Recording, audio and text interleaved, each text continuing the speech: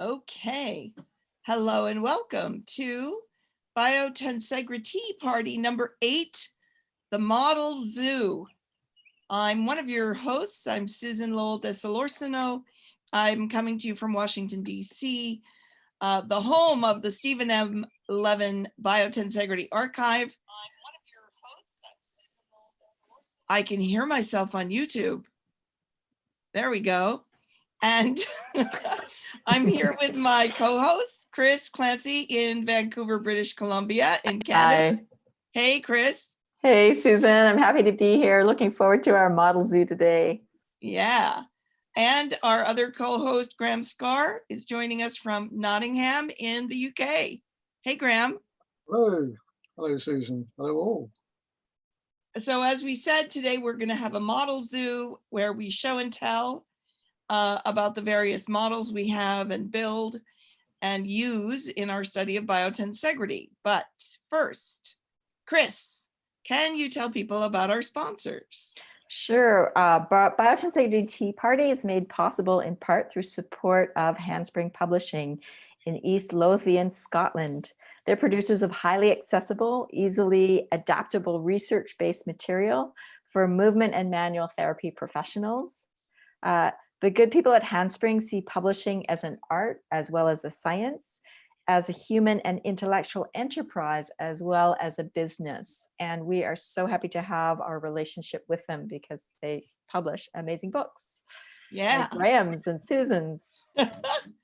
And we're also generously supported by Chris's educational organization, Embodied Biotensegrity in Vancouver. And for those of you who are looking to learn more about biotensegrity, get deeper into it, I really cannot recommend her educational platform more highly. There's a free 28-day trial. Is that right, Chris? Yes, that's available to the end of June. Yeah, and there's also a pay-as-you-can course going on right now on biotensegrity called Shifting Paradigms. And I have been delighting in every class I've attended. So we've been having so much fun, and people from all levels. We have people new to biotensegrity and people like you are there, and Marin, Mariana, Rachel, and the discussions are amazing. The feedback's been really great too. Thanks, Susan. And Graham, we have another sponsor today, Artifact Pro. Yes, Fernando Tejero, I'll just say your first name, Fernando, in Spain, who makes models and sells them on Artifact Pro. Perhaps you could tell us a bit more for a moment, Fernando. Well, good afternoon, Graham. Thank you very much. Thank you, Susan and Chris. Good afternoon to all. I will show you later on the models. Okay. Sounds good. So yeah, Fernando, you're in Madrid, right? Yes, I'm located in Madrid. And Fernando, you're also offering a coupon for a period of time, are you not? Yes, we are offering a coupon until the end of May. It's a 15% discount in all the structures that we have at the web. So we'll that coupon code will go out in the newsletter. So anybody who wants a coupon code from Artifact Pro or from Handspring, go to the biotensegrityarchive.org webpage, sign up for our email list, and we'll get a newsletter out to you next week with those coupon codes. And we also have a special guest from the Netherlands, Gerald de Jong, properly pronounced, who's going to be showing us some of his amazing work. Gerald was at the very first BIG in Saint-Malo, France, with Daniel Claude Martin and Graham and Steve, right? Yeah, in 2009. Yeah. Right. And Steve is also here with us today, and he's going to talk about some of his models as well. Hey, Steve. Hello. I'm here. He's here. So let's get this party started. Raise your glass, your cup, your mug. Cheers. Cheers.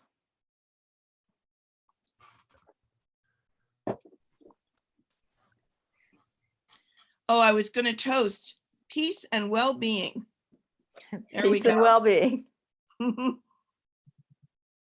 I thought we have this power to choose the toast. Let's use it. So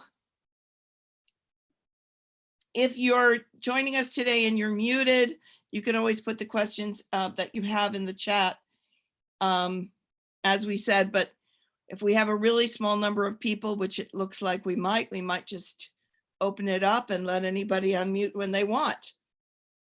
So whose model shall we look at first? Gerald, why don't you go first? Well, You got to tell us a little, what? but I was thinking maybe I have a little slideshow I did on Tom Flemens, and let me do that for you first, all right? Oh, okay. He Well, was the one who started the model making for Biotensegrity, and I think we ought to just do a little bit on him, and I put this together yesterday evening, and maybe I could show it to you. That's My great. background is, all right? You have to, you're going to share your screen then, right? I'm going to share my screen, yes. All right. We love surprises. Well, as I said, I just did this desktop. Here we go. You should be able to. Are you getting my screen yet? Share. Here we go. Yes. And it should be coming up, and this should be it right here. Great.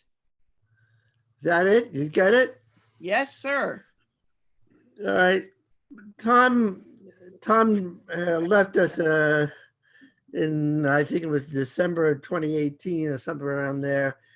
This is him sitting on his giant tensegrity in his front yard. And he says if he cut one of the wires, he would explode and throw him across the field. Tom started out by building this squish. He developed it, I think, about in 1985. It quickly became a worldwide hit as a toy, and it's still going strong. There are over 5 million of them in 50 countries. And his website is Intention Designs Canada rather. Anyway, so he designed this and built this and patented it, and going from a poor slob hippie kind of guy to a rather comfortable living guy, he moved out to Salt Spring Island and continued doing things like building and designing toys. Here are some of these toys, a lot of them based on his tensegrity models and things that went out over time. And he even designed furniture like this chair that did it, but he did all these things. And what happened was I actually caught up to him online somewhere in the mid 1990s.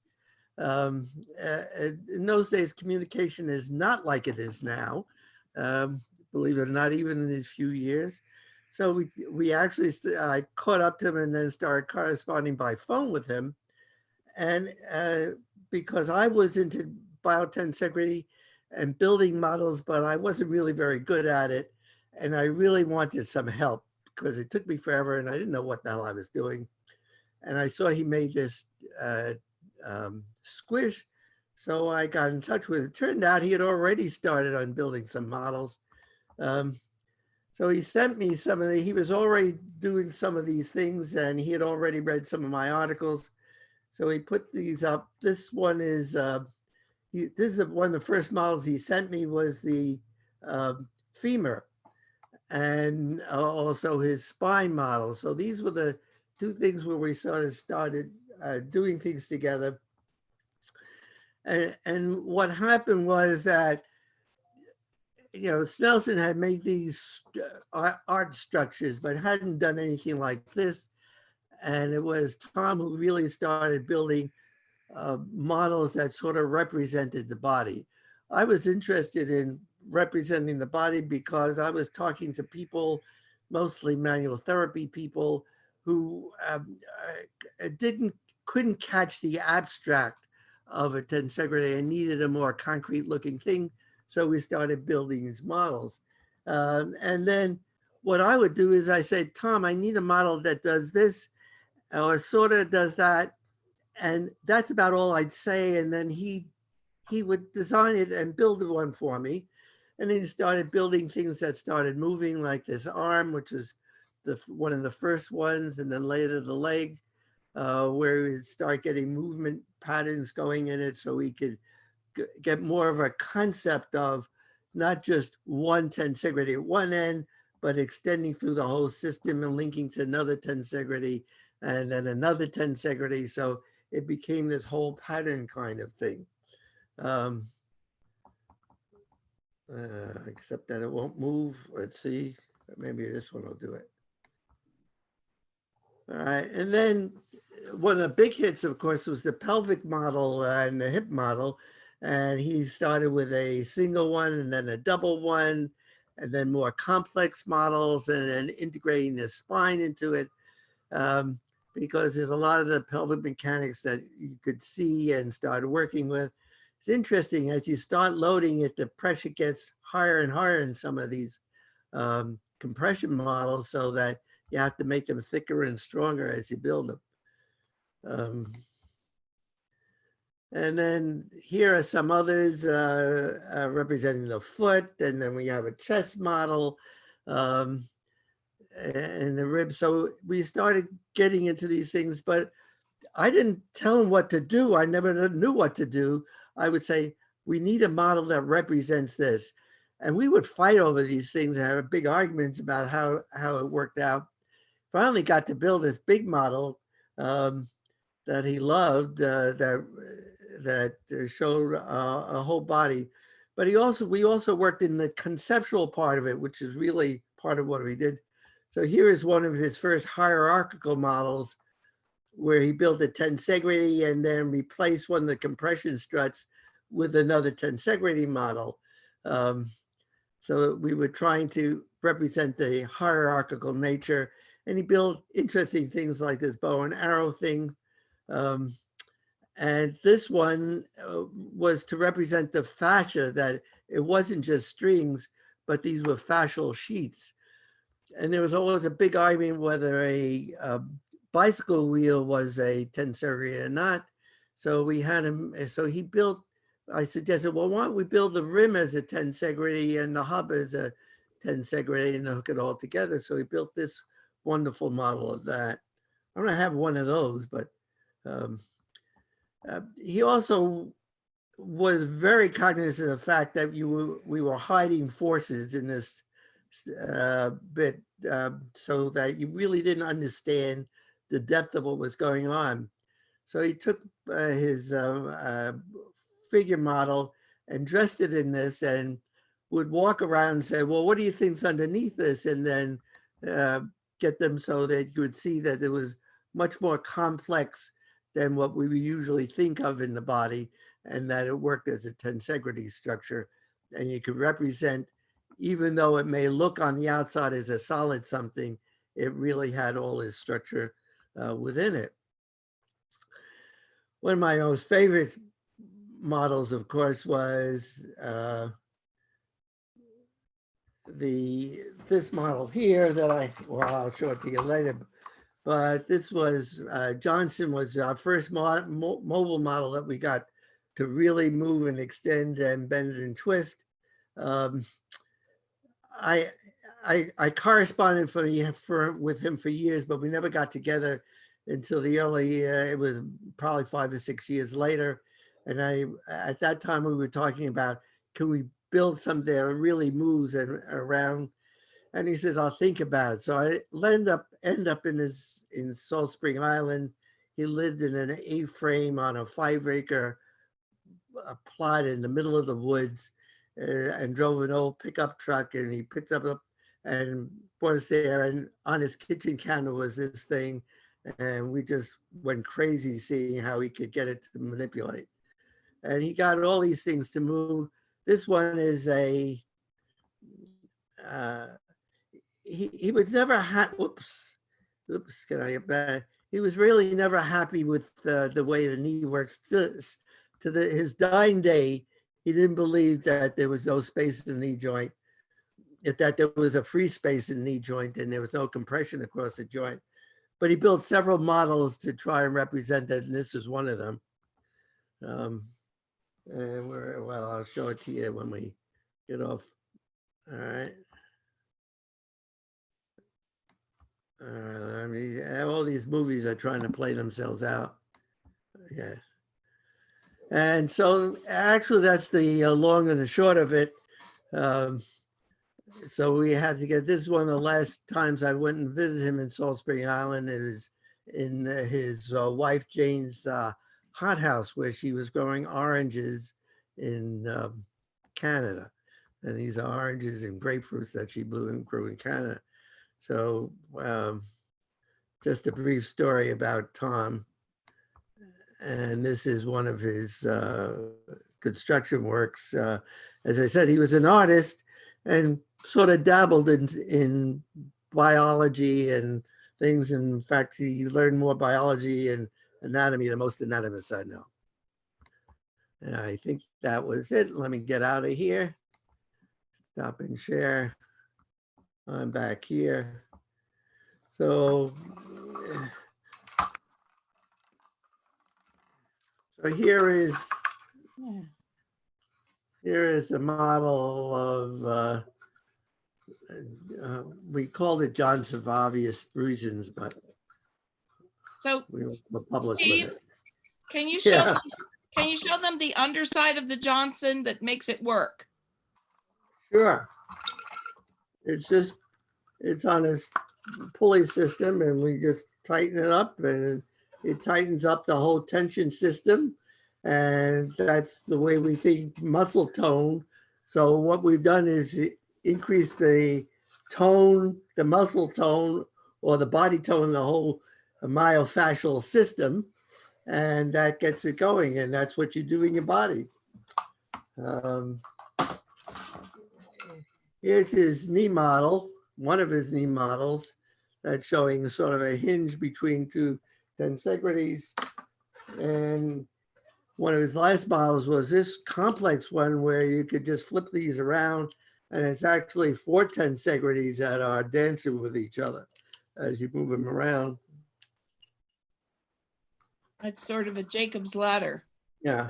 And let's see if I can find the last, oh, this is the other one of the last things he showed me. And again, he was crazed about my concept about the knee and all the joints. So he tried to do this and he showed that by tensing the tensions members, you can get rather stiffness in the whole system. So this all became stiff and you could support it with a stiff and soft tissues. So that was part of the concept. So we did a lot of this. So he was the one who really introduced model making into the whole biotensegrity concept. Questions? No questions? I'm happy. Well, maybe what we can do is show another few modeling sessions and then we can open it up after that. You want to do that? Yeah, except I do want to show you my COVID-19 virus here, which is of course, a tensegrity and with the spikes on it. Can you hold it closer? This is not Tom Flemens, but I thought you might. This is a COVID model here, right here. Well, I just hold happen to it have still hanging for a around. moment. All right. Yeah. And then And now stretch. slowly move it. All right. All right. Slowly, I move it here. Thank you. All right. All right. So why don't we show a few more Sure. examples and then we can have a more, a wider free-for-all. Turn right. it over to turn over to Gerald. Gerald, you ready to go on? Sure. So yeah, let me just say a little history for myself. I picked up Buckminster Fuller's Synergetics book back at university and was fascinated by it. And I showed it to my various friends. I had some artist friends and I had some mathematics friends. I was studying mathematics. Both of these groups said, "What the hell is that?" The mathematician said, "That's not math."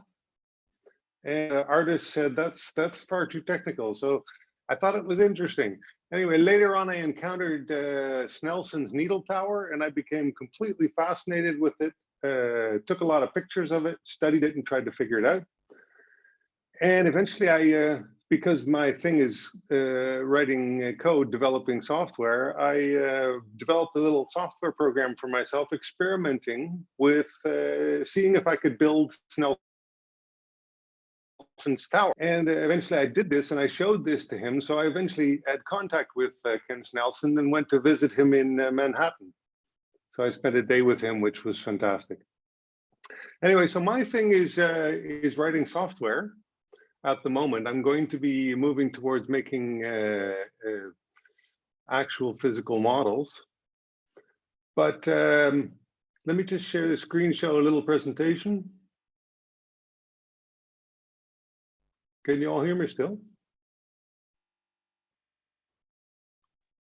Yes, we can hear you. We see your presentation. Okay, great. We see all the slides. Yeah.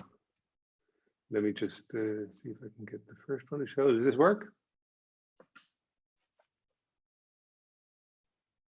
I'm still seeing all the slides on the side, but it's not bothering me. But it will be bigger.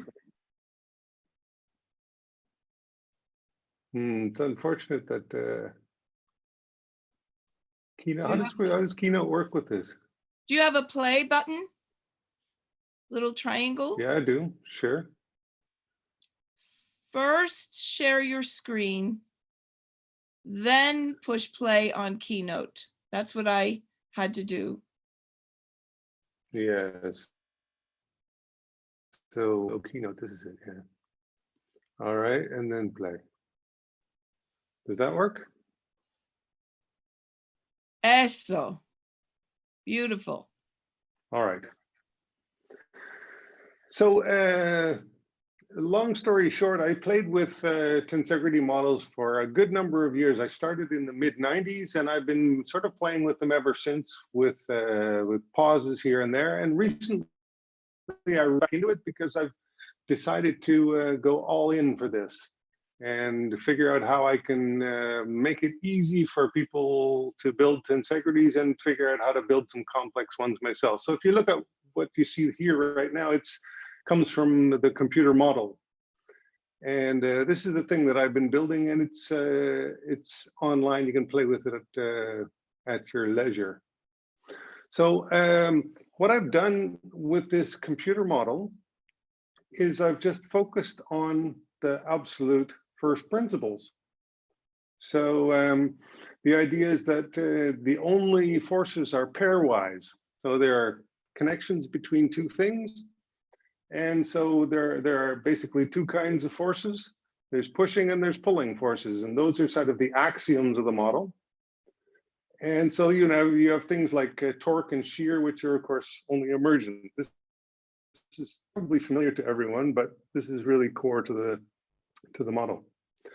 So what I've also got in this this software is that you can visualize the strain that's present in each of the elements based on color. And so this really gives good insights into what parts of a structure are under stress at any given moment. And the idea is that when you play with this enough, and that's what I found for myself, you really start to develop insights into how the tensegrity works, because you're seeing it sort of play out in real time. In order to get some interesting tensegrities built, because that's the challenge, to figure out how to sort of orchestrate the construction of these things, because they're complicated things. They're incredibly, I mean, basically, I find it impossible to, and also sort of, you know, generating yeah, it's a very tricky thing to do. So I figured out how to make a kind of a language for this. And the structure that you see on this slide is generated by the code that you see on the slide. So this, the yellow code. And this has allowed me to sort of orchestrate the building of quite a nice variety of structures, and more to come. So it's really fun to experiment with this. What I found is that tensegrity structures that you express as a model like this, existing in time and moving and jiggling in space, has some sort of biomimetic properties. For example, here, you know, this is just a tensegrity sphere that has been dropped down and placed in gravity on a surface, and you can see that it's got this sort of inner invagination on the bottom, which is something, of course, that happens in an embryo at a certain point. And so it's fascinating to see. Maybe there are some sort of parallels. There's a lot of emergent characteristics, especially when you think back to the core of it, which is the relationships are only pairwise. So the only thing that is operative in this whole model is relationships between two things. The rest is completely derivative. What I've also done, because of the Corona crisis recently, I was going to start setting up my kind of a workshop where I start to build models. I want to really innovate in how to build models so that it becomes easier and more people get to do it. But in the meantime, I've had to stay home, and so I got back to a project that I had a while ago. Did it with Tensegrity. This project is called Galapagotchi, and what I've implemented is Darwin's survival of the fittest, which I prefer to call the demise of the least fit, because that's a more accurate description. So what I did was I gave Tensegrities a challenge. I gave them a challenge to approach a target destination on a surface, and approached, or the ones that approached it better had a bigger chance of having offspring. And the instructions for movement, so the coordination of when the muscles contract in these little bodies, is coordinated by a sequence of dice. I chose this for sort of, you could say, didactic reasons. It's really nice to see it as a sequence of dice, because then you can imagine what the mutation is. The mutation is just picking up one of the dice and tossing it. And so what I've been able to do with this is I've been able to create running tensegrities. You can actually try this out. I can put in the chat a link to see the actual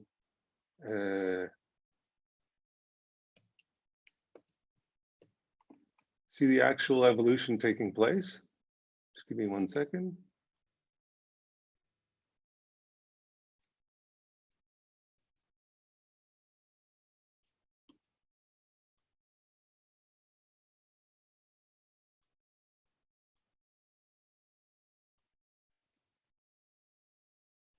So this is like a little bit more challenging for your computer, but it's you can actually experience evolution a la Darwin on your own machine.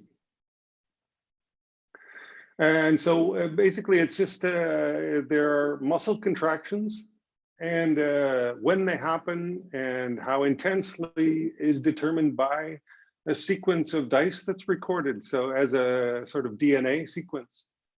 And by creating mutations of the ones that are relatively successful, you eventually get quite compelling behavior, movement behavior.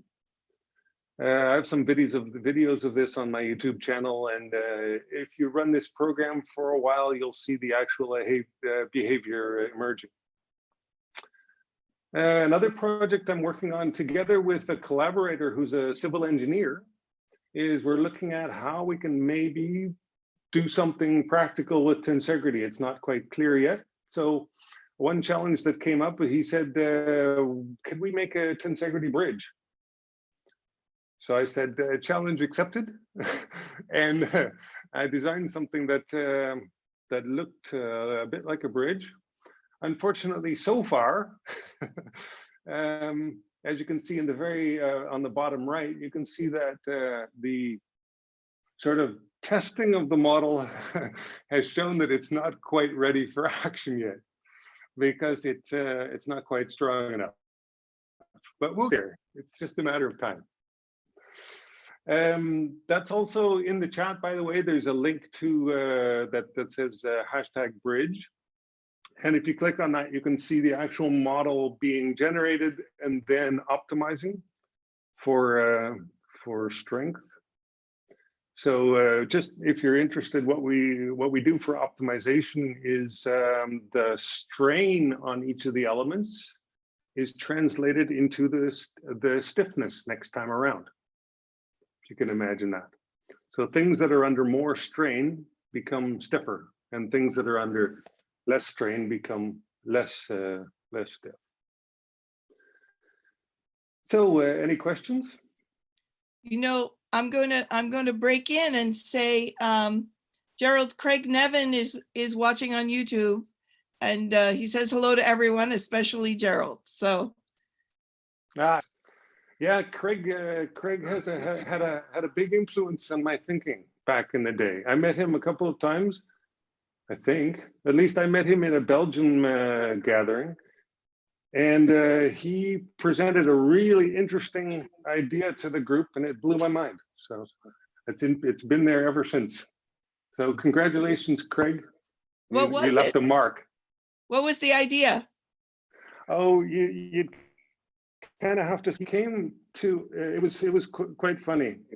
He came to the meeting room, like there were like 12 or whatever, 15 people around the table, and he comes with basically little cardboard boxes like a Happy Meal, right?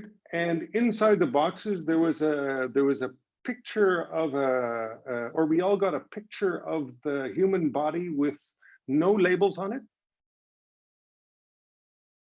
Labels, we would get confused, and you're not supposed to get confused. And inside this little box was a pair of Mobius strips, and these strips were opposites of each other.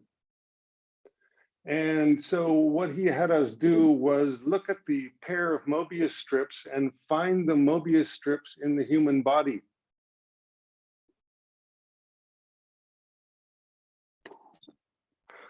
I thought it was pretty brilliant. That's wonderful.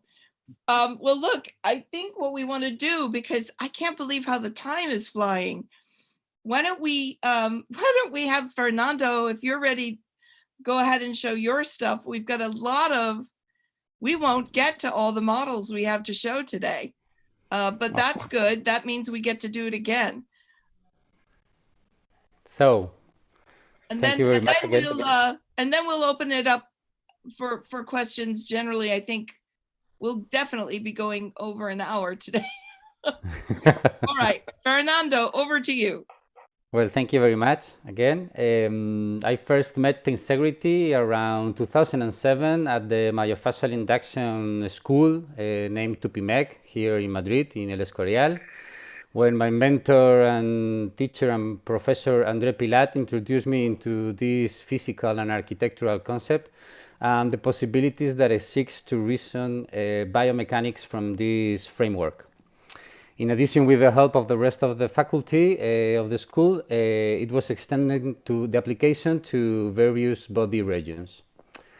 Later, reading publications such as Dr. Stephen Levin's and Donald's Imber were disturbing for me, so it began to unroll this Tensegrity project. That was something around 2011 and 2014. And in 2014, it was when I first started to build Tensegrities. I started to build the TI COSA heat room. fascinated by Tom Flemens' Biotensegrity models. I wrote him in 2014, 2015, something like that, to purchase some of his structures, but unfortunately, that was the time when he was working with robotics. But he persuaded me to keep building and developing to some tensegrities. Recommends me some lectures also, like Anthony Pack book, which I recommend you also. It's an introduction to tensegrity.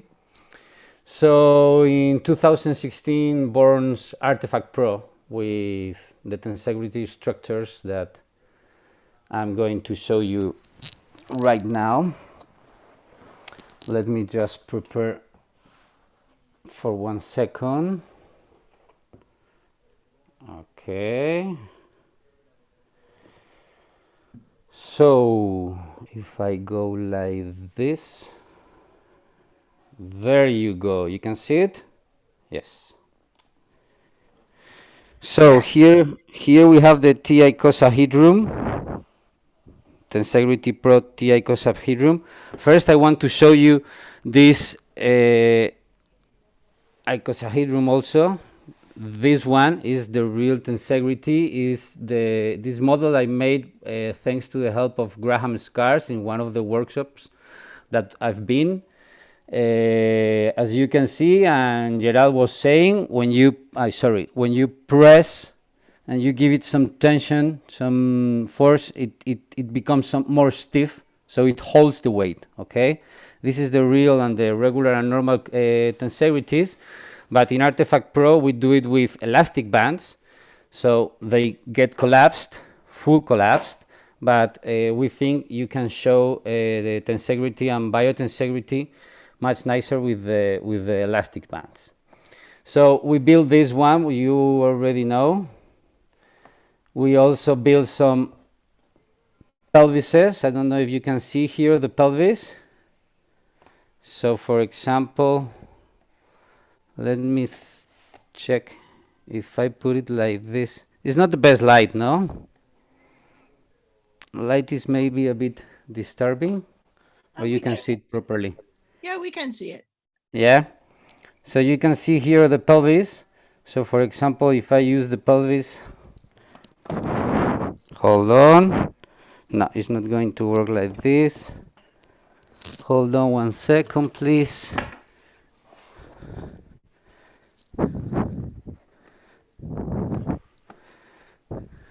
Yeah.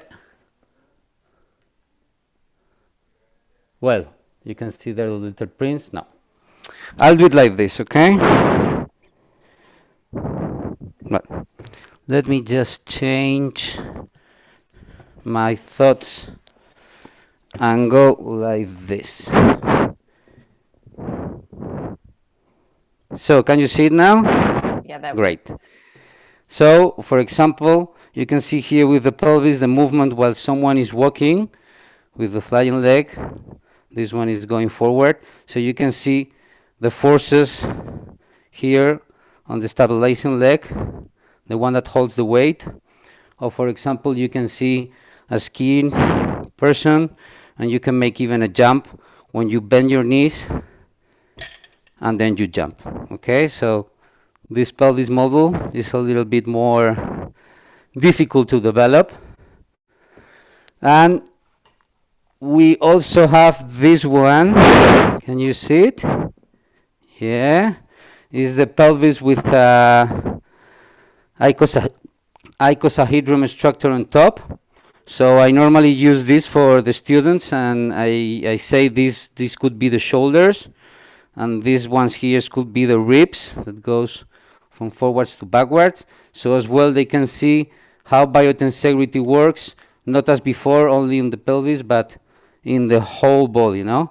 Same happens when the kick example, the front part of the body goes forward, and then when you kick, the top part of the body goes backwards, for example. And I use it also for showing some kind of clients' problems or patients' problems, like for example, and stiffness here in the sacroiliac joint. So how with myofascial induction techniques or fascial body work, you can sort out this kind of problems. We also developed this pelvis. Can you see it properly? Yeah. This is a pelvis for the one before that I show you. This is, we call it the pelvis locomotion. This is the pelvis locomotion, which have legs, and you can see the daily motions and the sports motions, how it happens in the pelvis. But this one is more gynecologist one. So you can see repercussions, for example, from moving the spine into the pelvis, or being pregnancy, how everything goes bigger and bigger and bigger, and when you give birth, when the ladies give birth, then everything gets stuck, that gets back into the place with more or less time, but it goes back.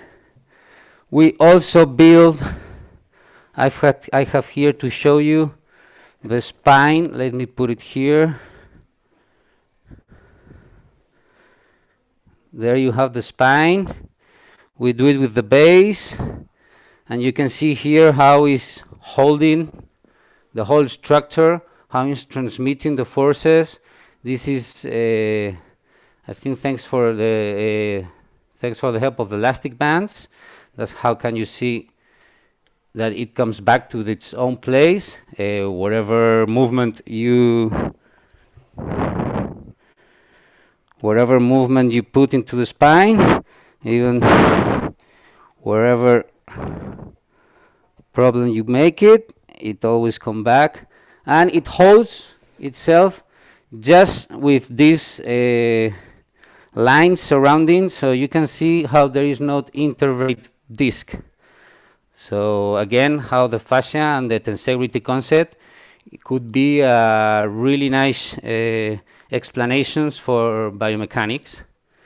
And not last but not least, we have here, let me introduce you to our little doggy Artie. Say hello, Artie. Go and stand up, Artie.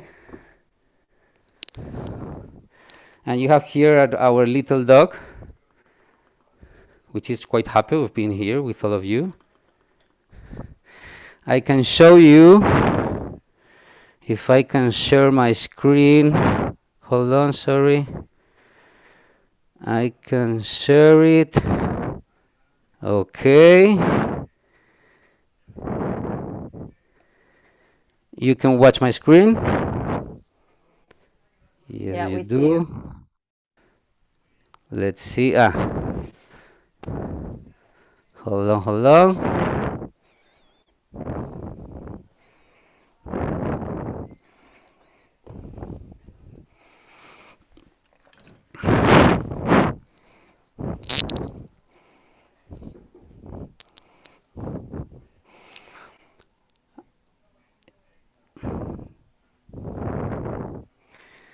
Now you can see here when Artie goes and sniffs into the grass, you can see how the compression forces are working together and are traveling all to the backwards,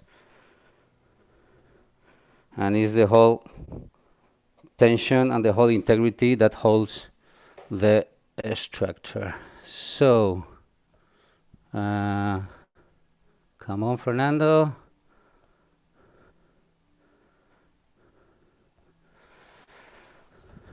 And next to Artie has a friend which is Dinah.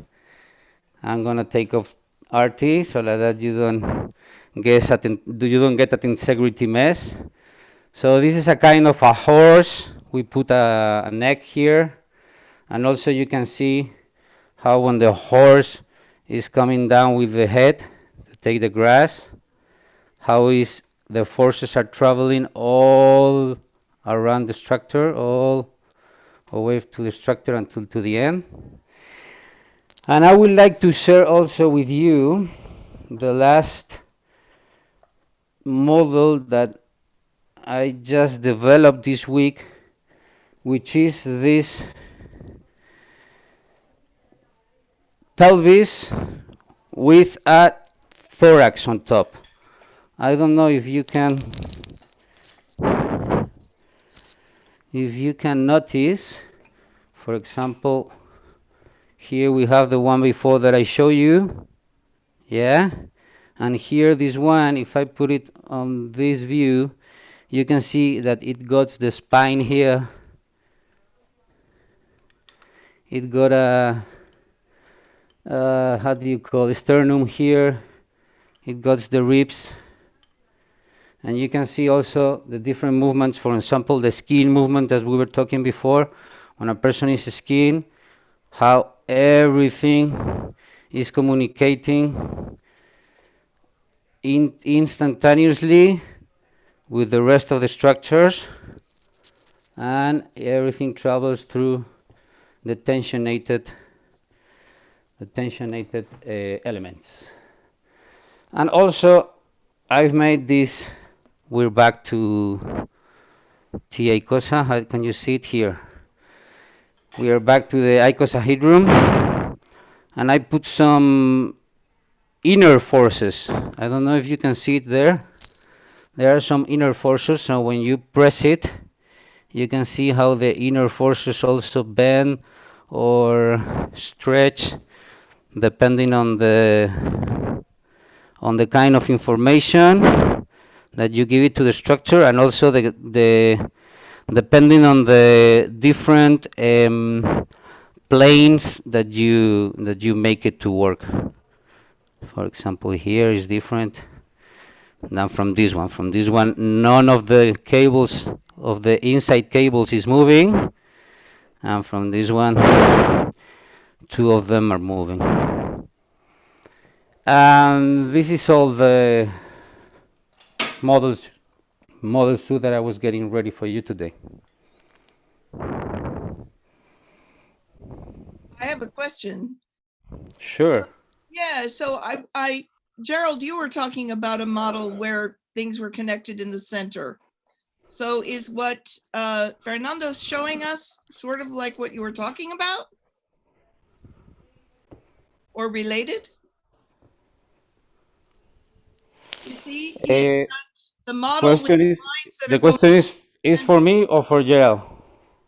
I don't know, for Gerald maybe, and then we'll see what you have to say.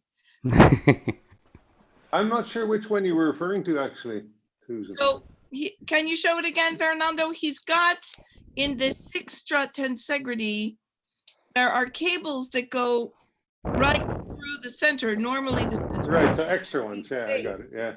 Yeah. So he's got cables that go into the center and meet there, and are they tied or do they just pass each other, Fernando? They are kind of tied, just a little bit like this. Can you see it? Mm-hmm. But not too much. But the thing that is disturbance for me is that in this plane, for example, can you see in this, when I put it in on this foot, the inner cables are not moving. Can you, Fernando, can you put this maybe on a screen share? Is there a way to do that? Or maybe if everybody puts it on speaker view, if Fernando's speaking while he's showing it, it will get large for you.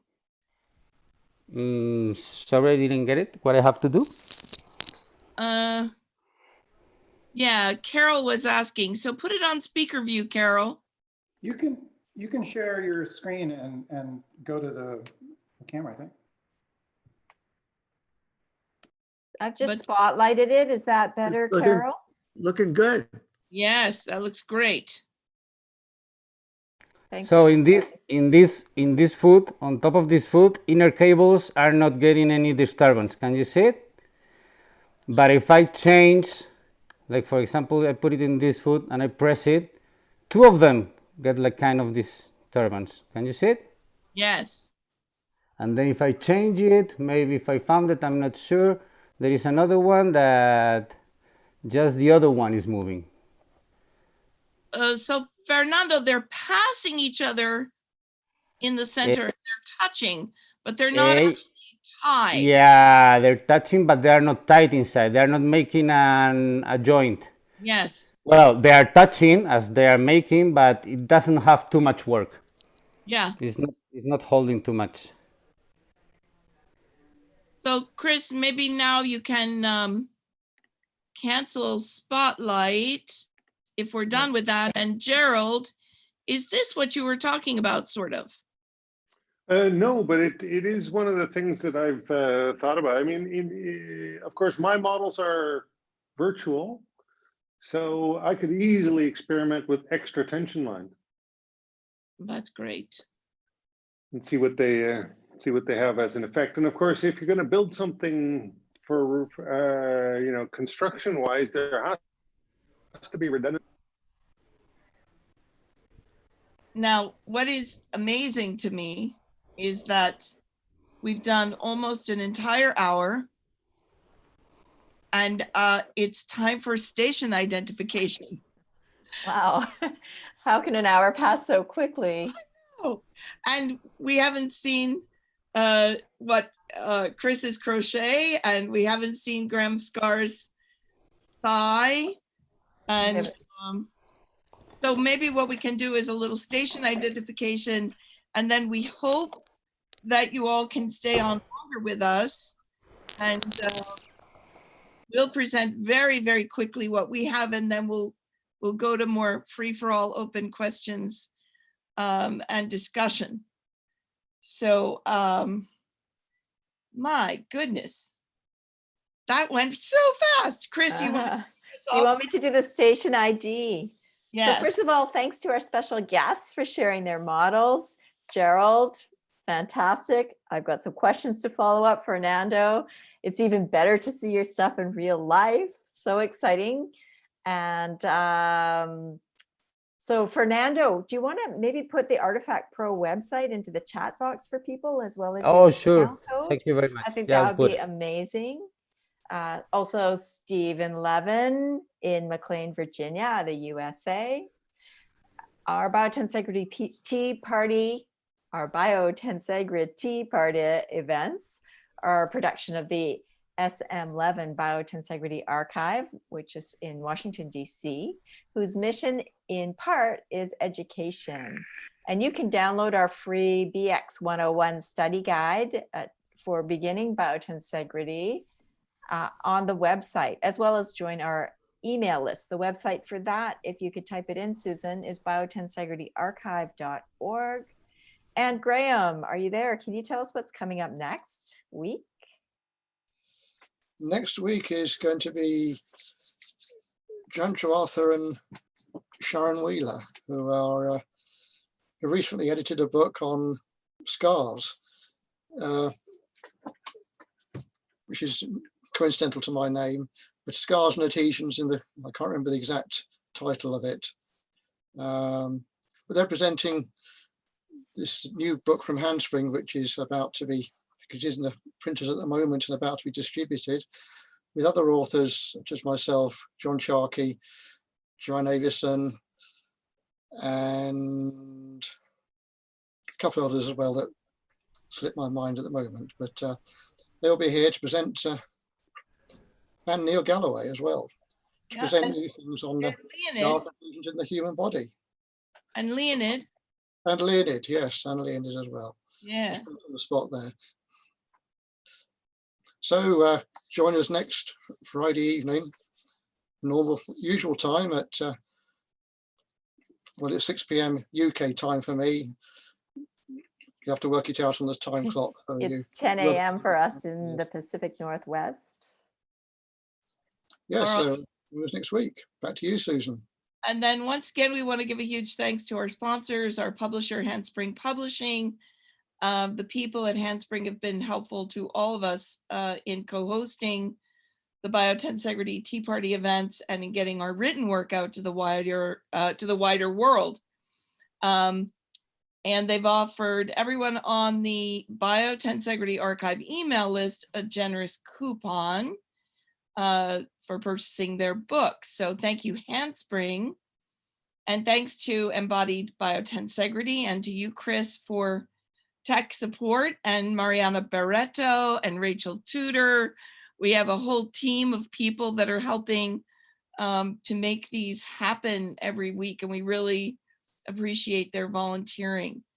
And then another thank you to Fernando Tejero and Artifact Pro for their coupon that again will go out with the archive newsletter next week, so you can get that discount on those models. Let's see, Chris. I think we've covered everything, have we not? I think we have, yes. Right, so stay on if you can, and we'll sort of open things up, but we want to just very quickly show you the promised models. Why So don't you go first, Susan? sure, well, so I just wanted to, this came up while I was working on my book. Steve has this great picture of icosahedrons self-assembling. And so I went to go merrily pop it into my book and say, icosahedrons self-assemble into helixes and other shapes. And then I thought, I actually don't know that. I mean, I trust Steve, it's not that, but I didn't have any physical experience of it. So I thought poor Handspring, they've had to put up with this the whole way through. And I had to stop writing and figure this out. And so I went online and I ordered these dice that are little icosahedrons. And then I thought, well, one way they would self-assemble would be to share a wall like bubbles do. So I used museum putty, and I made groups of 2 that shared a wall. And then I thought, well, if they're really going to self-assemble, there will be a way where they sort of feel right together, and they do sort of nestle into each other. When you get it right, they're a little slippery. And then I puttied that together, and lo and behold, of course, I had tetrahedrons. Can you see that? So then I had a bunch of tetrahedrons. Now knowing what I'm going to be wanting at the end, I sort of make them in colors where I've got 2 and 2. And then I thought, well, if they self-assemble, the tetrahedrons are going to cuddle nicely. And so I started playing that way. And when you arrive at the place where it should be, there it is. It kind of clicks in. I don't know how to explain it, but physically I can feel it settle in a way that it doesn't in the other positions. So this one is not puttied. Then I would putty it together with the museum putty, but I think you can see the helical structure. So there you have it. Helical icosahedron self-assembling. I mean, of course, it's fraught with assumptions and all of that, but I did learn a lot in the process. You have to, with your fingers, it's kind of a Tai Chi thing. You're listening to what the dice are telling you, you know, and so you're following more than you are doing. So there you go. Cool. Thanks, Susan. That's really good. That's really good, Susan, because when you mentioned these, I bought myself a packet, but I was being too technical and piling them one on top of another. So that's a great new method for me to try now. All right. Yeah. So Graham, you want to show us your thigh then? Well, Yes. just of the my. That didn't come out the the way I expected it would. So I need to share screen and you find out what I'm talking about. Now, before I show you the model, I want you to look at this picture here, which is pretty standard in most textbooks. This is a cross section of the thigh, as Susan mentioned, showing the muscles in pink and the fat and skin on the outside and the bones in the middle. Around the outside of each muscle is a sort of pale blue, not very interesting tissue. That's the fascia. And of course, on each side, within each of these muscles, the fascia goes into smaller compartments, which is on the left-hand picture here, showing the epimysium surrounding the whole muscle, the blue bit. And within that are the perimysial fascicles, the larger portions here. And within the perimysium are the smaller muscle fibers embedded within the endomysium. So we've got a hierarchical arrangement of muscle fibers within endomysium, within perimysium, within epimysium, and within the investing fascia surrounding the whole limb. But of course, it's almost no wonder that fascia has been neglected for so long when you look at pictures like this. What it's showing is compartments. The fascia is a tensional network enclosing compartments. So now I've got to get out of that. How can I escape that? Yes, and show you this, which is a model, the first attempt to show that. This is the tensional network of fascia made from copper wire, showing the compartments within, and the fibers cross over from one place to another, surrounding, completely enveloping the whole structure.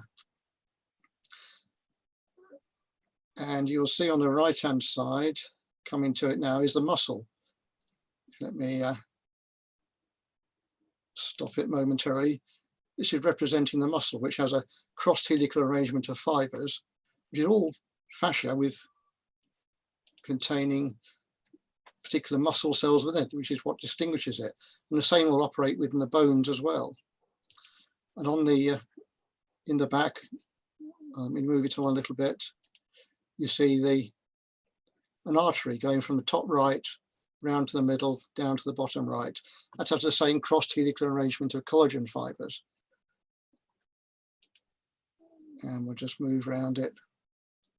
So it's the first attempt at modeling the fascia, getting closer to representation of these compartments at multiple hierarchical levels, of course, heterarchical levels. So there we go. So that's my right. How do I? Is that Penrose tiling on your screen? What do you have there, Graham? It's a quasi-crystal sevenfold symmetry quasi-crystal. Mm-hmm. Yes, it's just representative of some metals atomic packing. So that's what that is. So I'll stop share. Right, back to normality. So playing with models can take you in all sorts of places. Agreed. All right, Chris, over to you, I think. Okay, and I have got a little technical difficulty here. Somebody told me that I could hide my camera so I don't have to look at myself. Now I can't, oh, I found it. See it so that I can make sure that I've got these in the right place. So what I've been doing, one of the many models I've been making is crocheting hyperbolic planes. And so I asked myself, why? Why would you do this? And the act of crocheting helps us feel and see what's going on. So often when people see the tensegrity structures, they hear about biotensegrity, it's so exciting. And it's very easy to get locked into the idea of the form, compression struts, bones, the soft tissue represented by the strings. And really in biotensegrity, we are considering tensegrities as the forces, the energetic model of tensegrities. So in creating hyperbolics and crocheting, you feel how the force, because of the growth differential, the exponential growth, just makes the shape emerge, and you see it. So I started out with a chain. This one I think has 10, and it's pretty much a straight line. And then in this particular model, I increased by, the ratio is 2:3. So I did a single stitch into 2 stitches. And then the next one, I would put 3. And we keep this ratio steady throughout. So by the time you've done 2 rows, you get this. And it just happens on its own. Now, the first time I did this, I'm a very excitable person. I was so excited. It's like telling my husband, look, it's an embryo. And you see the stamen of a flower. And I'm sure fiddleheads, all sorts of things. Crocheting hyperbolics, we see emerging in front of us the shapes that we see in nature. So a few more rows on and we get this shape. It's more circular now, but also you can see the curvature is happening. And where do we see this in nature? Now, I live in BC. I walk in the forest all the time. Along the trees, you have these great fungi, or geranium leaves, and I'm sure you can think of more. Now, continuing on, this one I think is about 14. Can you see it okay? This one's about 14 rows. Now, we see this also everywhere. The brain, the gut. I am an ocean swimmer, so I'm seeing different seaweeds and thinking, oh, if I just change the ratio to this, and so on and so on. The form is shaped in part or largely by the force differentials inside. And also we talk a lot about energy minimalization. As you increase the stitches, it starts to get close packed. So then they start to push each other out. You get these curves happening because of the drive towards minimal energy. I've got a whole bunch of others. I'm just going to share this one and then I'll pass it on. This one is a Mobius strip. And the reason why I'm sharing it is because of Gerald's story.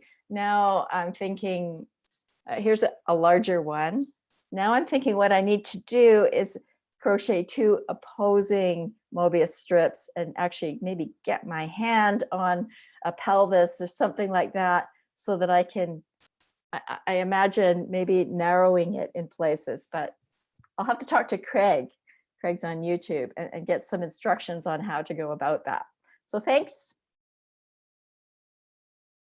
Wow. Yes. Oh yeah, can I just respond to Carol? Yes, please. There is actually, Carol writes, this reminds me of the Smithsonian project from a few years ago. And this was the crocheting coral reefs. And oh, the name of the people that organized that, I will look it up and I will type it in there. This is the book that I started with by Dana Tamina. It's Crocheting Hyperbolic Planes. And I'm just showing you this because it's also got the math in it. I've also last night made a video. If anybody's interested, yes, Eileen, I'm going to put that video up in the Embodied Biotensegrity platform, and I'll put a link to it in next week's newsletter because I just have to edit it up, put it up there. Okay, and you can make your own. If you're a kinesthetic learner, the process of doing this teaches us so much. The thing that we often come across when we are teaching and learning about biotensegrity is there are certain people, I'm a yoga teacher by training, who are more kinesthetic learners, not maybe the math challenged. We can get really intimidated when we start to think a lot. So when we feel something in our hands, those ahas, that visceral understanding comes up. And I know, Susan, you're all about that as well. Wow, this is great. So fun. And also, so let's go ahead and unmute. Because Mariana has a model to share too. Mariana, you've got a model you're going to share. Yeah, we really liked your model. And I also want to invite Anastasia after, well, Mariana should share hers. I think Rachel should share hers. I don't know who else has one that they want to share, but I also want Anastasia to talk about his seaweed. Oh, awesome. I want to talk about seaweed too. Can I just have a little technical detail here? I'll keep this on speaker view. So if you are sharing and you can put your camera on and make sure you're speaking, then the people who are watching by YouTube or on YouTube and the people who watch after the fact will actually be able to see your models. Okay, so over to Mariana first then. Okay. I just made this like 2 hours ago. This used to be my classical icosahedron with loops. And my intention was to use one piece of fabric. This is the, I don't know how you call this, netting. This is for gardening. I bought this at the dollar store. So I wanted to just use one piece of fabric, but it was too difficult to do like in a rush. But I will do it. But then I just made loops with this. But what I like about this is because you have the different, like you can play really with the tension depending on when you hook, like because you have this, right? You have, so I can easily move this one step further down and up, and with that I'm going to change how stable it is. So it was really cool to play with this. That's it. See, look.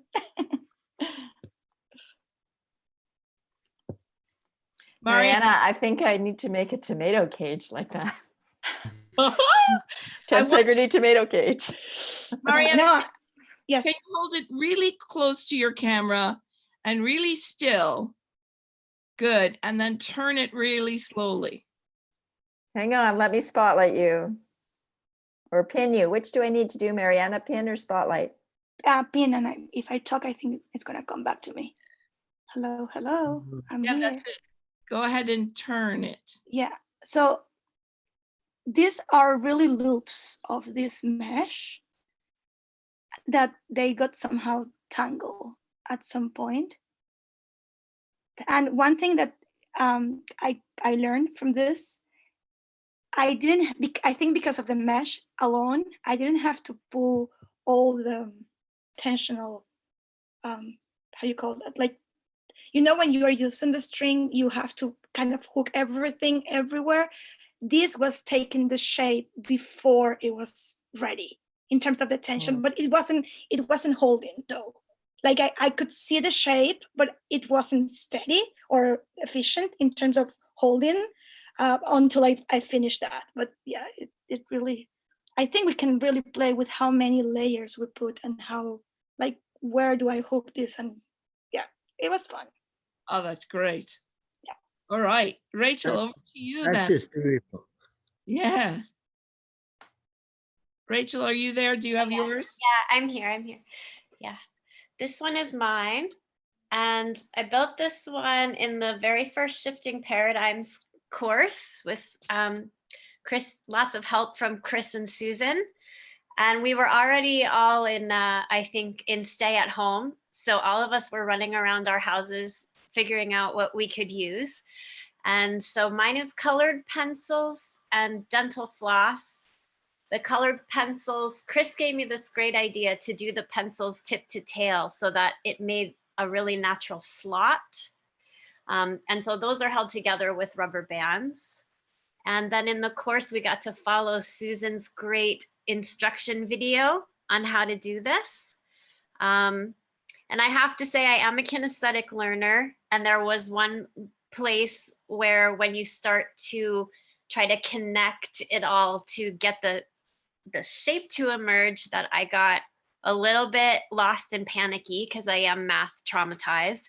And but then I picked it up I had it on my couch laying down and I was trying to see what to do. Then I picked it up and let it hang like this and just could see it and feel it. And then I was able to connect in the proper place, and boom, here was my model. So that was pretty exciting. I think it's nice to have, because I bought a couple models years ago that have the elastic and had that feel and that idea in my hands. And then I think it was really great to also have this idea that's stiffer and gives you a different feel for the emergent forces that come out. So that was mine. Fabulous. Cool. Can I share one more thing? This has more to do with the tensegrities. And for all of those people who are at home and can't get out still because of COVID, on the course, people were doing all sorts of things. This one is, I don't know, can you see it? Do I have to stand back? This one is made of twigs that I found in the forest. There you can go. I just put longer ones in so it'd be more like a pelvis, and dental floss. And I just took a razor blade and cut the edge. We also had other people in the course cutting fabric strips because they didn't have string. So it was really fun to see all of the different ways that people were making their tensegrities. And Susan, do you want me to find the link to your it's in YouTube. If you put in collapsible tensegrity, it'll come up first. Okay, and I'll find it while you're talking and put the link in here, and then we'll also put it in the newsletter. Yes, and speaking of links, Gerald, can you put in the links to all your fabulous play spaces online so people can fly into their own tensegrities? I put those in at the beginning of the chat. They're in it. Actually, I added them as well when he was talking about them. Fabulous. Yeah. Okay, great. So then I think it's over to Anastasi. Tell us about your seaweed.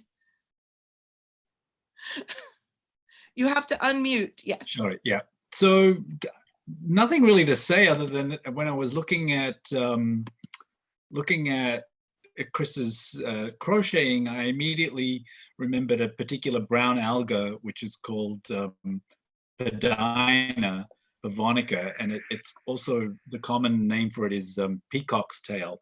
It's a brown algae, and it does create that incredible fan-like setup. So if you want to look at that, but all seaweed have these incredible properties that we're seeing again and again in our exploration of biotensegrity. I think it's very interesting to look at the parallels, because given life beginning in the ocean and looking at plants in the ocean and how they form themselves, I think it's a very interesting parallel to look at. That's all.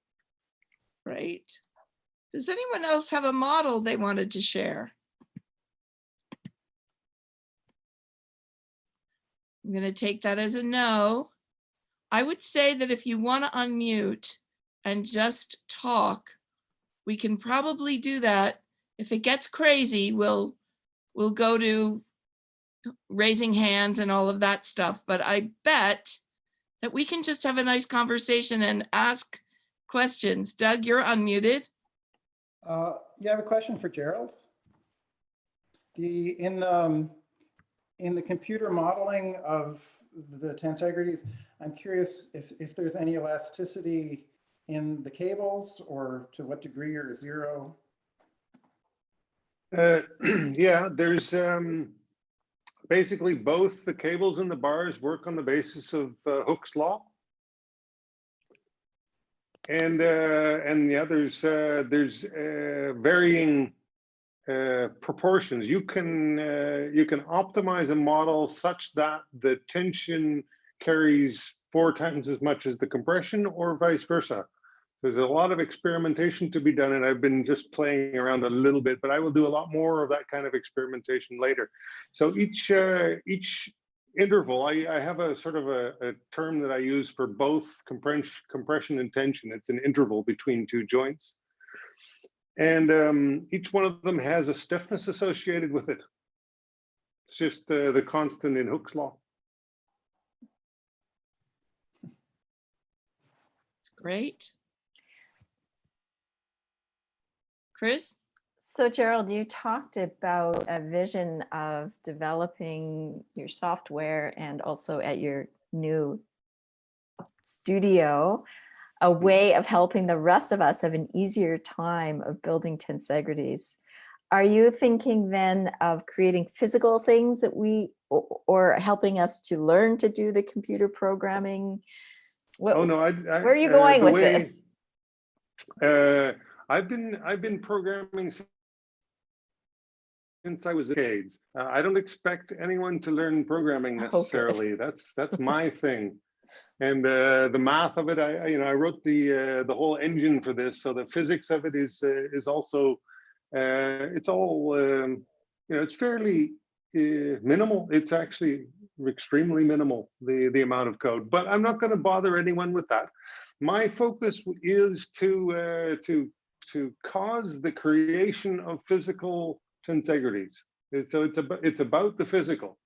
But the thing is, I have an ambition to build ones that are a little more interesting, like some of the models that I've been showing. And if you look on the Pretense.com website, you'll see more of them. They're very complicated. They're really sort of high end, and I want to see if that's possible. And I want to see if I can develop new techniques for that. Anything I can come up with which spreads the idea is what I will go for. And I entertain ideas of developing a kind of a kit that's inexpensive, even for schools or whatever, that it becomes sort of straightforward to build these things. It will be very soon, when I've got my little studio set up, I will be adjusting the software so it produces like a recipe of how to produce, how to generate. Very exciting.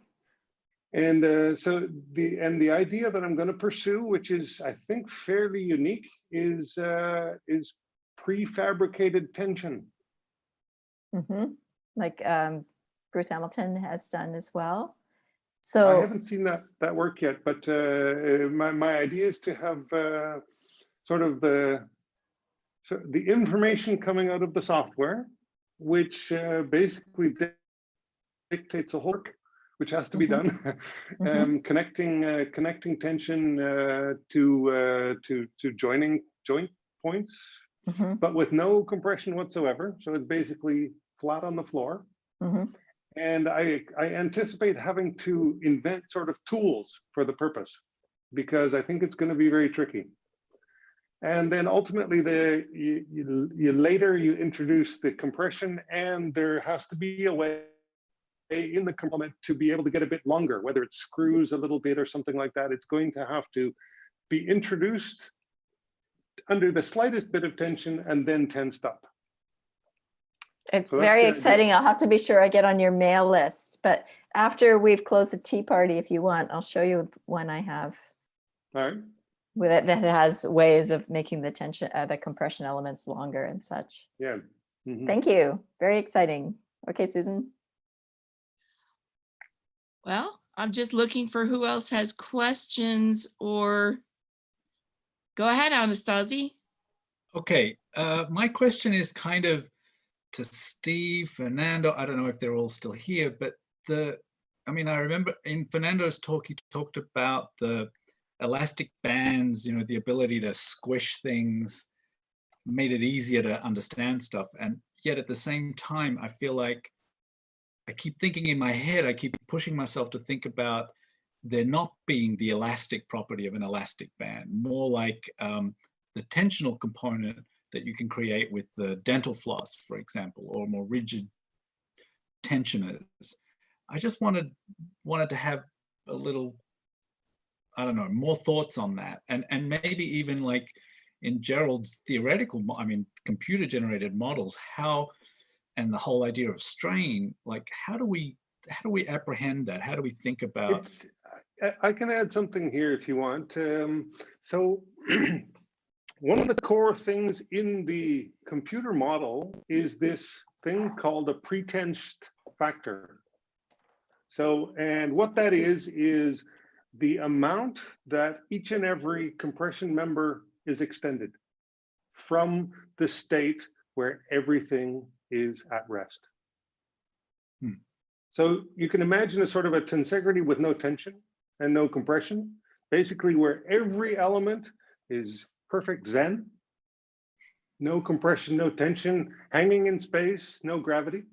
And then all of the compression members gradually get a little bit longer and you have a pretension factor. So the thing you have to think about is if you have really high level of stiffness, then you cannot do much pretension. And if you have a low level of stiffness, so it's elastic, then you can do a great deal of pretension. So it really is a question of tuning. I think, are you kind of describing the nature of auxetic motion? The whole idea that, you know, if you expand, like when you breathe in, like everything expands. So you're increasing. That's the approach I'm taking to modeling, which is, I mean, basically, you know, we all know that the compression elements are floating, they're localized, and that's the whole magic of this. So what I decided to do is I decided to have those compression elements be the ones that change. Okay. And so the tension elements are predetermined. That's the way you get the shape, and you determine the shape. And it reaches, and you switch a point where you say, okay, every element arrive at the length that you want to be. So in other words, nobody's pressed, nobody's tension, nobody's under compression. You've got a completely Zen structure. And then add the compression slightly. So that's it's a really fun way to build. So he's using the compression to tune the structure, like Steve talks about using the muscles to tune the tension compression relationship. Is that correct? Yeah, and in the model, if you really raise up the stiffness, like for example, if you make it super stiff, and then you slightly pretense the compression things, it behaves like a kind of a guitar. You know, it's very, very high strung. In my experience, one model doesn't do it all. You have to use different models to show different aspects of a tensegrity model, so that the elastic bands show one aspect of, but if you use an elastic one and do it, that first compression you have works like a tensegrity. After that, you're getting what's in the elastic, which is a nonlinear, which is a different, it's actually an S-shaped curve instead of the J-shaped curve that you get in biology. Okay, so it's because it's a material thing. When you're using stiffer matter, you're using not a J-shaped curve in most of those materials, but actually a straight line curve. So if you're using wire, you will be getting a linear curve in it. But so part of that, so you're fudging in any model that we build. And so because we're using linear material to model a nonlinear structure, or we're using an S-shaped curve to model a J-shaped curve. So you only get little parts of it in different places. So you have to use different models to show different parts of what you're doing, as long as you understand that aspect of it. Yeah, I'm sure you have to use different physical models if you use physical models, but in the model, in the design code, I mean, if sort of the basic program that I have online, you can tweak any of these things real time, which is really fascinating. Thank you. It sounds like I have a lot of interesting things to play with there. I appreciate that no one model can explain it all, and that each different one gives you different possibilities. So it sounds great. Thank you very much. Yeah. And Mariana, you've got a question? No, just as Gerald is talking about changing the compressional elements, I'm thinking about moving, in this case, because I'm using the same as the colors, I'm using two wood, which are they, like the... Chopsticks? Yes, thank you. And then I have the rubber band, right? So when he's talking about changing that compressional element, I'm thinking me moving the elastic band towards the end or the other way. And that's changing my compressional element in my model, Yeah, right? that's exactly it. And then when I'm playing with this mesh, that's the tensional element. So it's fun to play with those two possibilities. So just to bring this to real life things. Yeah. The analogy I use is that muscles are turnbuckles. Yeah. And that you're tightening and loosening the tensional system of the body using the muscle as doing a contraction. That's a turnbuckle that tightens the system. Yeah. That's what I use to describe spasticity, why the kids are using their tone to stabilize themselves. They're bringing the tension that they don't have. So nice. I like to add also to Anastasia's question that I try to explain that the real tensegrity is these ones, the hard one, let's going to say. This works for architectural art and even in living tissue. What I say to the students is that real tensegrity works like this, but when you put thousands of these one next to each other, is then when you get the movement of the whole system. Okay, once it's bended. But just I like what Dr. Levin says, what Stephen says. You need several models to try to explain the tensegrity concept and the biotensegrity, and with just with the elastics you can see like how the whole body is getting the stretching, for example, or how a cell could get the gravity information. What I love from the tensegrity, from the elastic cables, is that I can go like this with the model. So what I said to my students is that this is the spine, or this could be the spine, this could be the shoulders, and this could be the pelvic girdle. So when you walk, for example, you can see again the forces, how they are torsionating, how they are transmitting all the information. Also, if you have a seat, for example, this is the spine and these are the legs going forward here. So if you are sitting down for a long time, your muscles here, your thoracolumbar fascia is feeling these angles, is experience these angles, and when you go and have a walk also is experience another angles. But with the elastic and with the rigid one, the people make easier the loop to translate the tensegrity concept into the living tissue. I think that's that has to do with scale levels as well, right? So when we have a tensegrity with inextensible, non-extensible cables, you know, a Snelsonian tensegrity, it doesn't collapse, right? It holds its volume and kind of defends itself against external pressure. And holds weight also. Yes, and it will bear weight and distribute it, yes.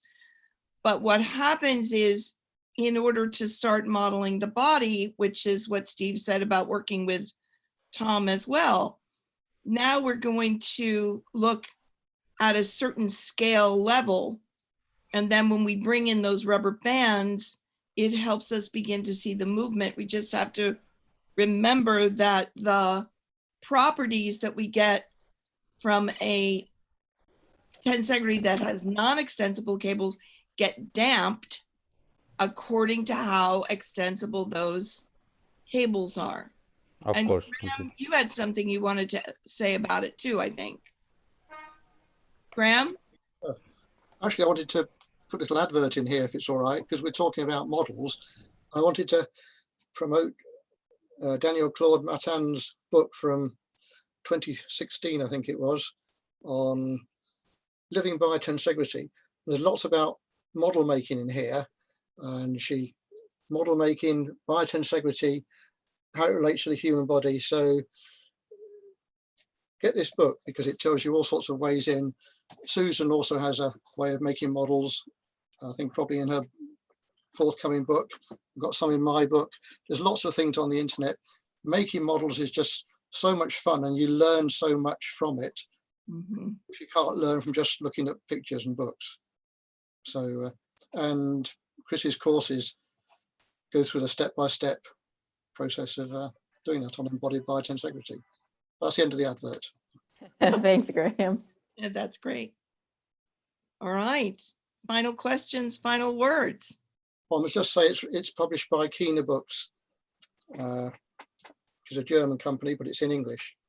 So, Yeah, she's got some really great stuff in there that you just won't get anywhere else. Yeah. Oh, Rachel says you can have lots of fun with geomags too. Yes. Yes. And toothpicks and raisins. Yes, we didn't even get into that today. I got all my models on the shelf, getting ready for next week. Right. So clearly we could have a whole other 2 hours at least on models. We didn't do any Jacob's ladder, switch pitch, phase changers, any of that stuff. Closed kinematic chains. Yeah. Yeah. Well, we'll have to have another model tea party, model zoo tea party. Okay, we have gone over an hour and a half. So if you have anything to say, now's the time.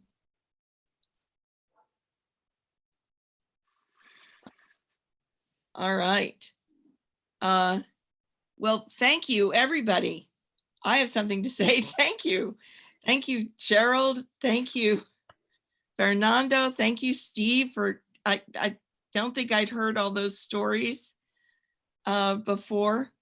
Thank you for everybody who's coming. Thank you, Eileen, for sharing the Voronoi image from Twitter. Oh, yeah. Look, guys, it's really wild. And if you know anything about strolling under the skin, you'll see similar patterns, but it's mathematical. So lots happening. Thank you. Thanks, everyone. Cheers. Cheers. See you next week for our panel on scar work. Bye-bye. Okay. Thank you very much. Bye-bye. Bye-bye. Bye. Thank you.